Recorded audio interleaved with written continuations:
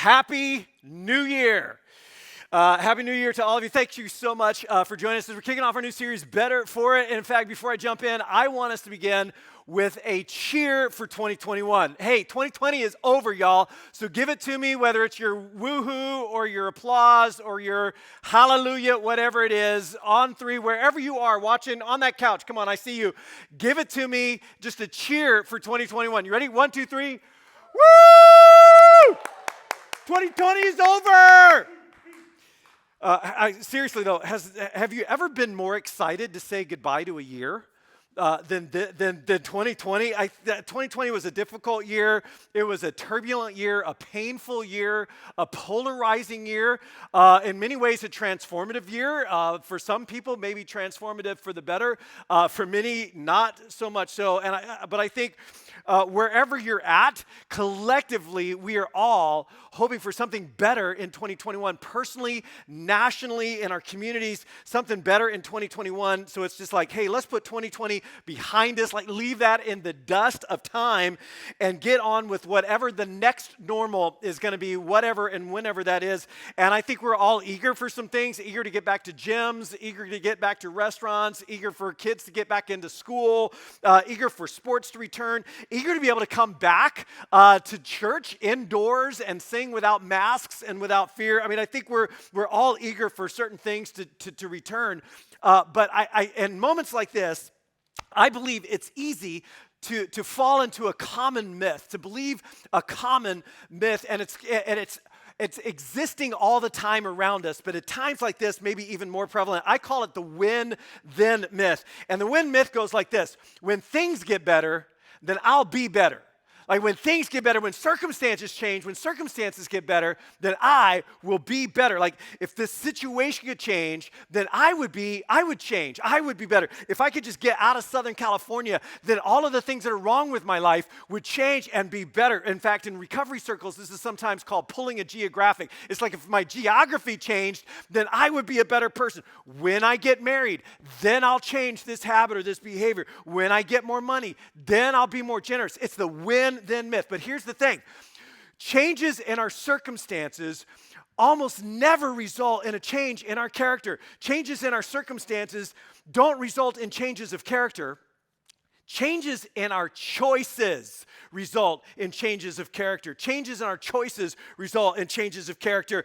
And so before we just jump into let's get on to 2021, before we just move on, maybe we need to stop and ask ourselves, how will I be better for it? How will we be better for 2021, be better for 2020? Because I think the best way to have a better 2021 is for us to become better for 2020. The best way, and maybe really the only way to have a better 2021 is for us to become better for what's happened in our lives in 2020. And so as eager as we all are to say goodbye and good riddance to 2020, before we do, don't hate me, before we do, I want to challenge us all to press pause and ask ourselves, how can we be better for it? How can we be better for 2020? And here's why. Because if we don't do that, if we don't stop, if we don't ask, if we don't look, if we don't learn, if we don't take inventory, then we might not be better for it, which would be a shame. Because pain without gain is a shame. Pain without gain is a shame. And yeah, I realize the pain actually isn't over. 2021 is not a magic wand. January 1st didn't actually change much of anything. But we have all been through the pains of 2020. And to have gone through those pains and not be better for it, to not have gained, really would be a shame. But what would be even worse than that is to have gone through all of that pain and discomfort and to actually be worse for it, to actually have lost gains, to have gone backwards in key areas of our lives, to create negative momentum in areas of our lives, which, by the way, in 2020 was a real probability. I think it's like 2020 gave everybody a hall pass to be worse versions of themselves. It's just like everybody just got a hall pass for unhealthy choices. It has never been easier to socially isolate. It has never been easier to shut people out, to shut the world out. It's like everybody got a hall pass to ghost others. What was up with that? Like not replying to texts and emails and calls, shutting people out of your life, not engaging, just kind of bailing on commitments, bailing on people, canceling relationships. And that was perfectly understandable for some reason in 2020. It has never been easier to physically vegetate, right? To stay indoors because we're all told to, sit on the couch, binge Netflix, snack endlessly, sleep inconsistently, exercise pretty much never, and the cornerstones of physical health like diet, activity, sleep, and hydration, all of them just out the window in 2020, right? And it was like that was okay. And of course, it has never been easier to mentally and emotionally spiral, to mentally and emotionally degenerate, to get lost, oh my goodness, in stinking thinking, to become cynical. Hello, what a cynical year this has been. Angry, judgmental, and just dark, like stuck in our own echo chambers all the time. Depression, anxiety, fear, paranoia, all on the rise in 2020, and it's never been easier to do that. It's never been easier to spiritually stagnate, to spiritually just drift. It's like all of the habits that we had maybe trying to build in our lives to make us strong, it just got harder, right? It just got harder and more complicated, and I don't know if I feel comfortable showing up, but I can't really watch because of the kids, and it's not the same, and it's just harder, and it's more complicated, and so there's little edification coming in, and very little compassionate action going out. And it's so easy during this time to become what I call missionally myopic. Missionally myopic. It's like our whole world, the things that we care about and the things that we feel somebody should do something about and maybe we should do something about, all of that shrunk down to about the size of our own four walls. It's like I got me and my three, I got my family, I got my parents, my kids, whatever, and that's like all I can care about. And our worlds shrunk down. We became missionally myopic. And it's never been easier to do. And by the way, it's understandable. It's totally understandable because in March, the whole world flipped upside down. And of course, initially, many people thought, well, it's just a hiccup. It's just a short term. So I'll put a pin in all of those good habits I've been trying to build, and then we'll pick those back up in a few weeks. But it wasn't a few weeks. It ended up being many, many months, and it's not over yet. The drift was understandable. But here's what we all know. It's not sustainable. It might be understandable, but it is not sustainable. Not if we ever hope to be our best selves.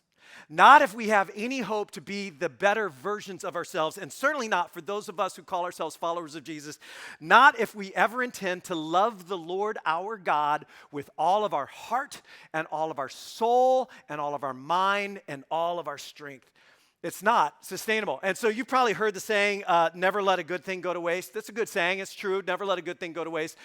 But we really probably shouldn't let bad things go to waste either. And so before the next normal comes, before we just try to change the channel and get on with it, this change in calendar is like the perfect excuse for all of us to just press reset, to press the reset button, to take some inventory, to ask some good questions. Questions like this: what have I been doing maybe over the last 10 months that might lead over time to my undoing? And yeah, it was understandable, but it's not really sustainable. I'm not becoming the best version of myself. In fact, I'm losing ground. What have I been doing that might lead to my undoing? Here's another question. What should, or might say, could I begin doing now?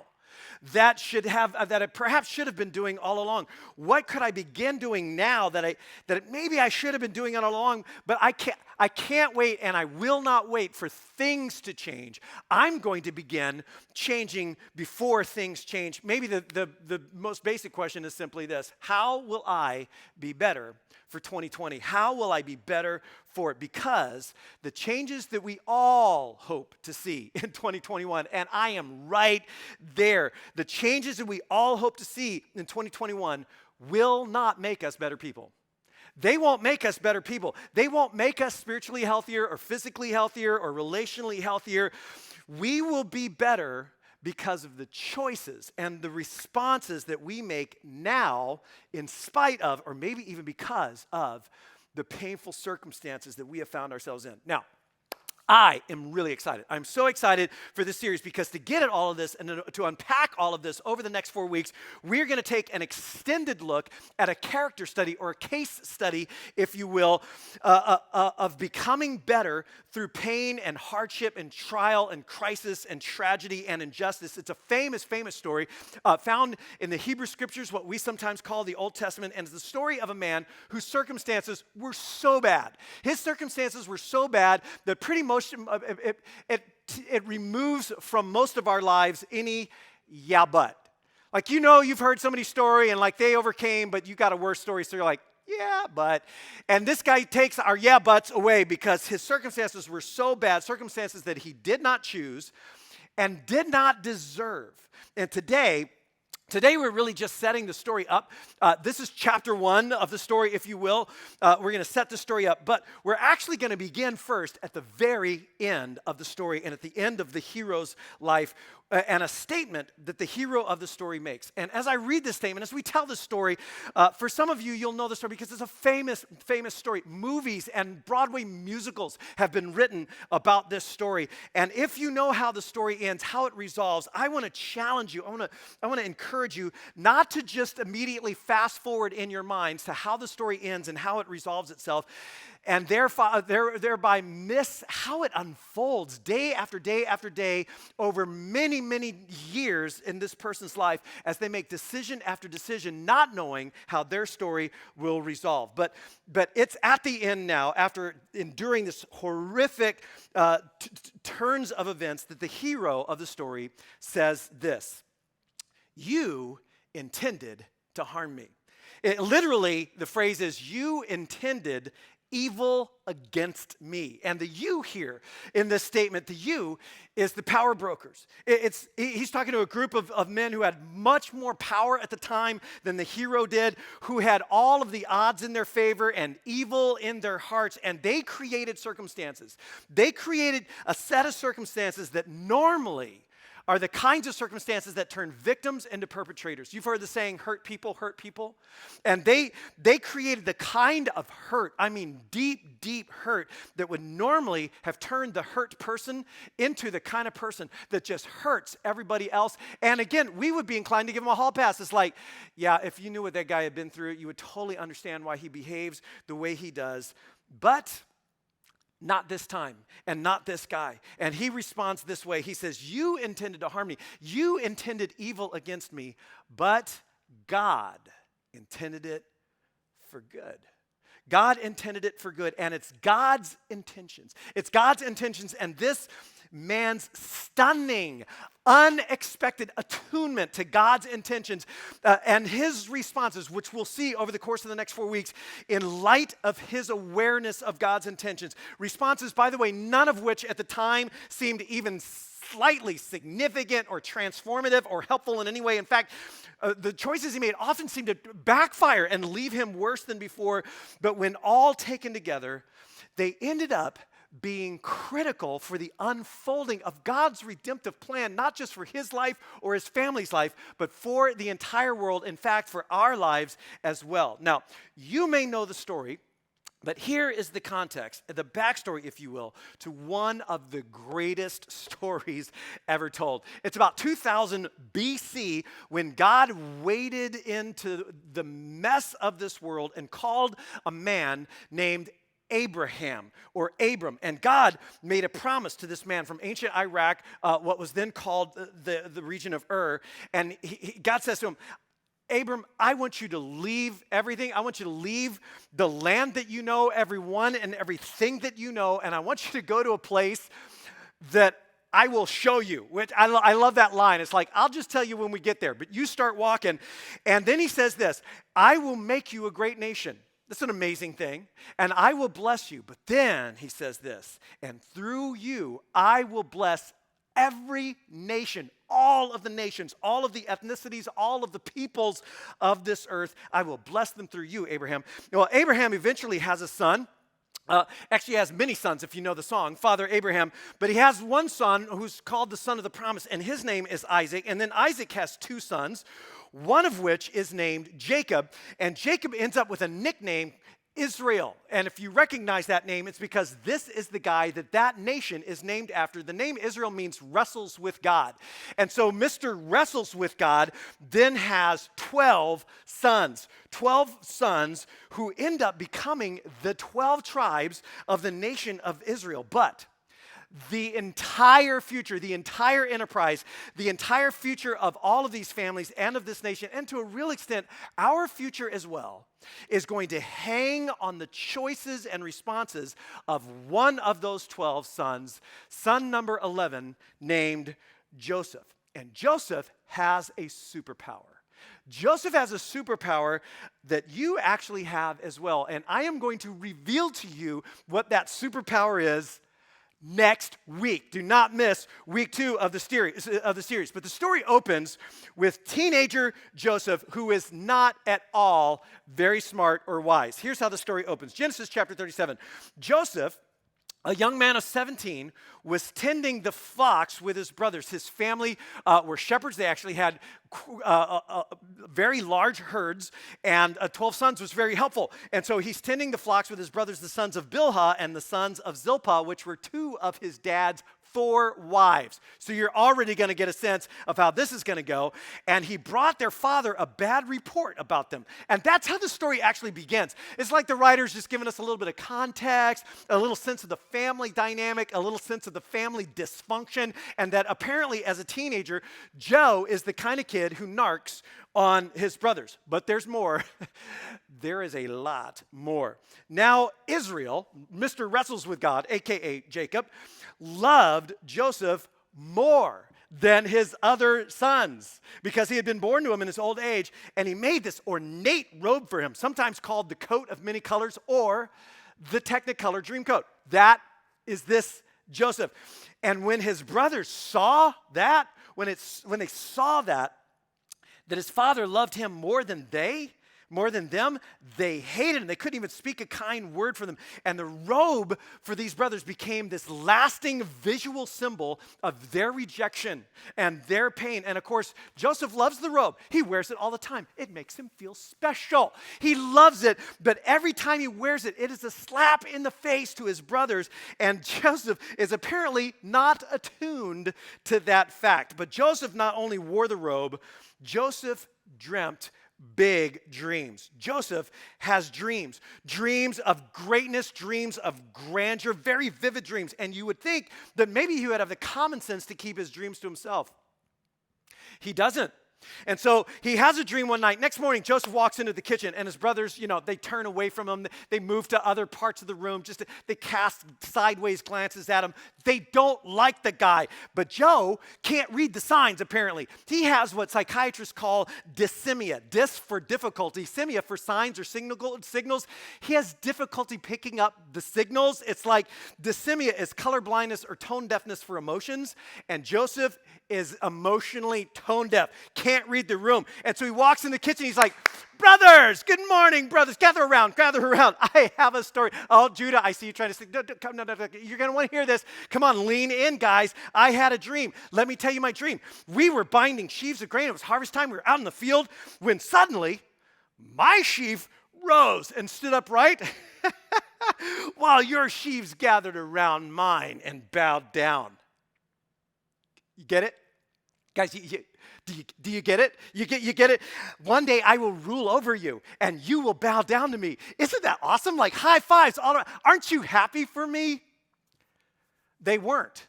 His brothers said to him, you intend to reign over us? Will you actually rule us? And they hated him all the more because of his dreams and what he had said. And then Joseph has another dream. And again, you would think, okay, by now he will have learned to keep his dreams to himself. But he is so emotionally out of tune that it doesn't apparently even cross his mind. And this time he gathers not just the brothers, but dad and mom in on it too. Another dream, brothers. Good news. Listen, I had another one. This time, I love this. Sun, moon, and 11 stars are all bowing down to me. And then he told his father the dream as well as his brothers. And his father rebuked him and said, what is this dream you had? Will your mother and I and all of your brothers actually come and bow down to the ground before you? And his brothers were jealous of him. But his father kept the matter in mind. Now, the truth is, God actually has great plans for Joseph, but he is not ready yet. Well, sometime later, the brothers were grazing the family's herds some distance away, and the father, Jacob, aka Israel, that guy, Jacob sends Joseph to check up on him because, as you might just imagine, cell reception was awful back then, especially in the wilderness. And so it's been a few days. He hasn't heard from him. So he's like, Joe, go check up on your brothers. Make sure that they're okay. And Joseph heads off to find his brothers. But when they, verse 18, see him at a distance, before he reached them, they plotted to kill him. Here comes that dreamer, they said to each other. Come on, let's kill him, and then let's throw his body in one of these cisterns. Now, a cistern is like a deep hole in the ground, kind of like a well that would be dug as a reservoir to catch rainwater out in the wilderness, and they would dig a number of these very, very deep to hold a lot of water, and we'll just throw his body down in one of these holes, and then we'll say that a ferocious animal has devoured them, and then, we will see what comes of his dreams. But Reuben, who's the oldest son, he's the number one son, he stops him and he says, no. Let's not take his life. Don't shed any blood. Let's just throw him in the hole in the wilderness and leave him there, but let's not lay a hand on him. I mean, other than the hands we lay on him to throw him in the hole, apparently. So Joseph comes bopping up, right? Wearing the robe, of course, because he's always wearing the robe. He comes bopping up like, brothers, Dad sent me to find you. And they attack him. They strip him of his robe, the ornate robe he's wearing, and they throw him down in this hole, this cistern. Now, the cistern was empty. There was no water in it, which means he falls all the way down and lands on the hard ground at the bottom of this hole. And then, apparently, they sit down for lunch. And while the brothers, and you just think, while their brother is in the hole, crying out to them, they sit down to eat a meal, and they look up while they're eating, and there's a caravan that's coming closer to them, and it turns out they're Ishmaelites from Gilead. Gilead is modern-day Jordan. They don't know that at the time, but there's this caravan coming, and there's camels, and they're loaded up with spices and lotions and incense and such on their way down to Egypt, and that's when Judah, number 4 son, gets an idea. He has like this light bulb like, guys, listen. What will we gain if we kill our brother and cover up his blood? I mean, what's the profit really there? I mean, sure, we'll be rid of him, and that'll be nice, but there's no money in that. Here's a better idea. Let's not kill him. Let's sell him. Don't kill him. Let's sell him to the Ishmaelites and not lay our hands on him. After all, big-hearted guy here, he is our brother. I mean, after all, he is our brother, our own flesh and blood. And so all the guys go, yeah, let's do that. And so they throw a rope down the hole. They pull their brother out of the hole, and they sell him. They sell him into slavery, in his skivvies, by the way. They keep the robe. They sell him. And as Joseph, you can just imagine the scene as he begs and pleads, please do not do this. Please do not do this to me. As he begs and pleads, the traders tie him up to the back of a camel, and the caravan lurches forward again through the desert sand and heat, dragging Joseph along behind it, through the Sinai Peninsula, and finally down into Egypt. And as his brothers watch him fade into the desert horizon, they can safely assume he will never, ever be seen or heard of again. And then they take his precious robe, they cover it with animal blood, they carry it back to their father with a story. Hey, Dad, we found this robe. It was out in the wilderness. Is this Joseph's robe? This looks familiar. We found this out in the wilderness. We think Joseph was attacked by animals. And it breaks their dad's heart. And Jacob grieves inconsolably, as you might imagine. And then the brothers take that memory, all of the darkness and all of the guilt and the shame and the betrayal of that day, and they just bury that down deep into their consciences, never to speak of it again. Meanwhile, we're told, as this chapter of the story ends, the caravan reaches Egypt, and Joseph is sold as a slave to a ruthless soldier named Potiphar. And we know that he's a ruthless soldier because he is the captain of Pharaoh's guards, which means he is the kind of guy who is willing to do anything and kill anyone with just a mention from his boss. And Joseph is sold as a slave to that man right there. Now, we'll pick up the story there next week, but it's really hard to imagine how such a story could ever end well. It's hard to imagine how such a story could ever end well. The story of Joseph Jacobson, kidnapped once, sold twice, and yet throughout his story, Joseph exercised his superpower, a superpower, again, that we all have, and we'll unpack that next week. He exercised this superpower such that at the end of his life, at the end of all of these experiences, he was better. He was wiser, he was humbler, he was actually more emotionally intelligent, which, by the way he began, doesn't require much. But he's much more emotionally intelligent, much spiritually closer and healthier. He is better than he was when his awful, painful journey began at 17 years old.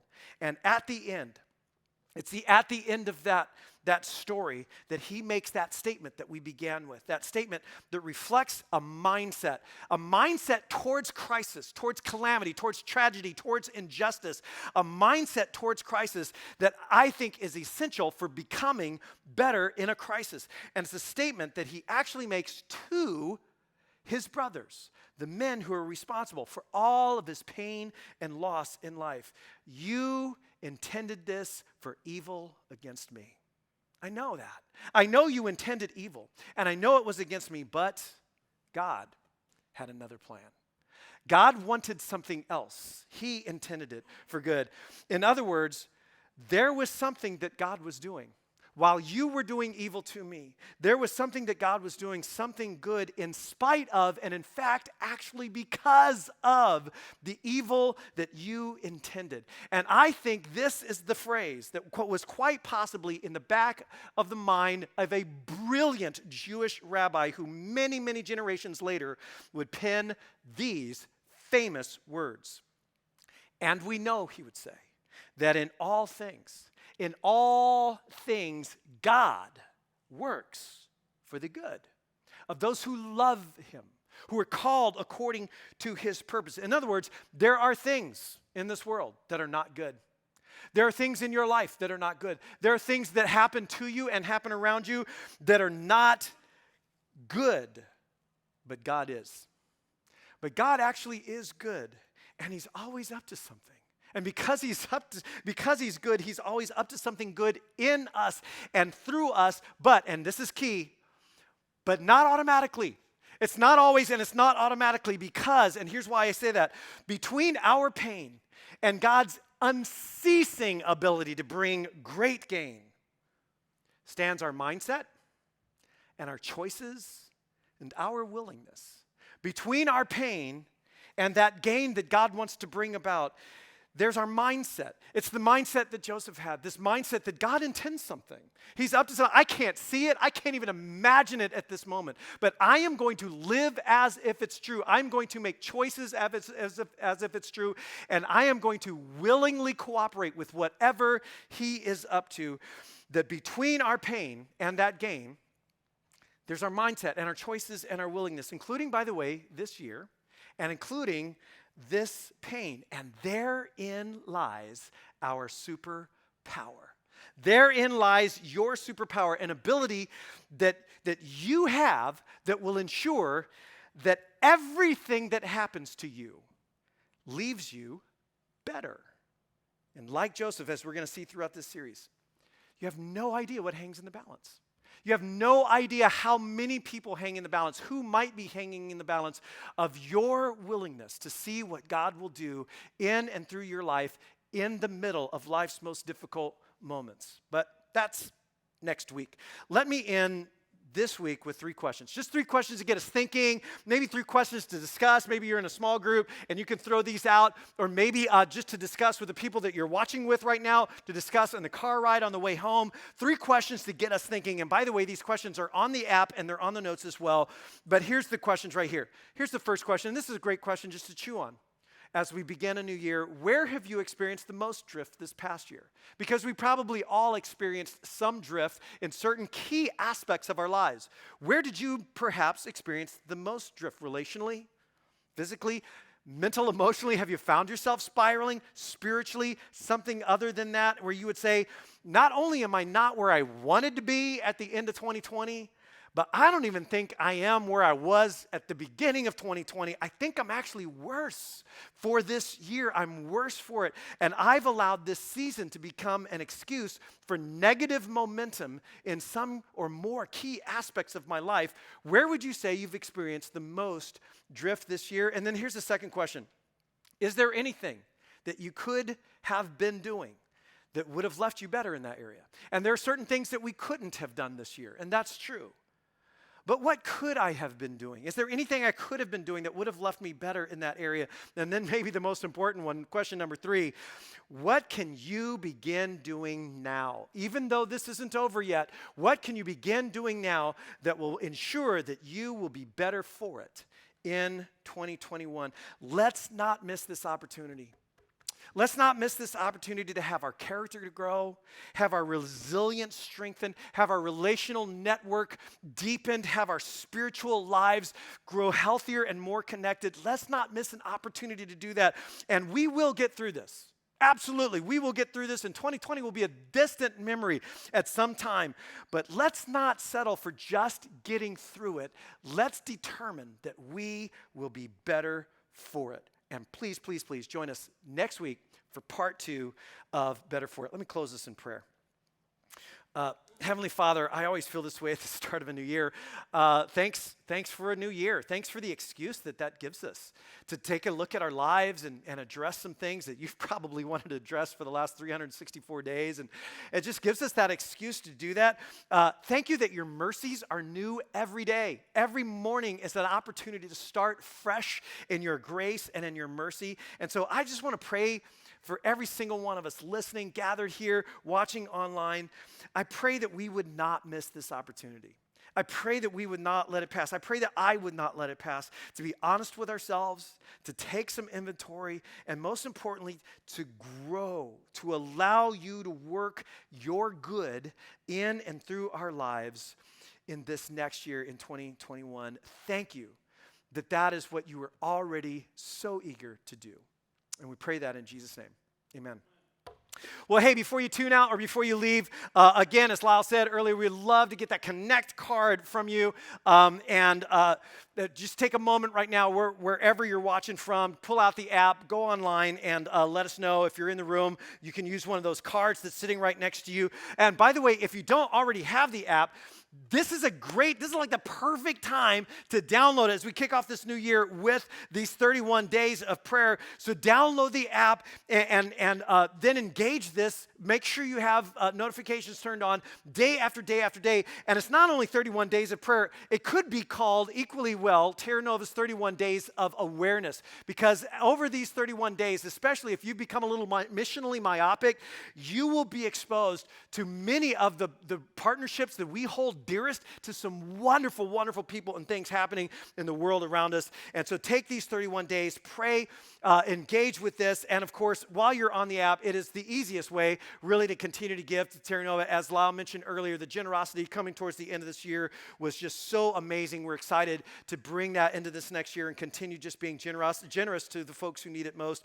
And so there are, of course, all the usual ways to do that.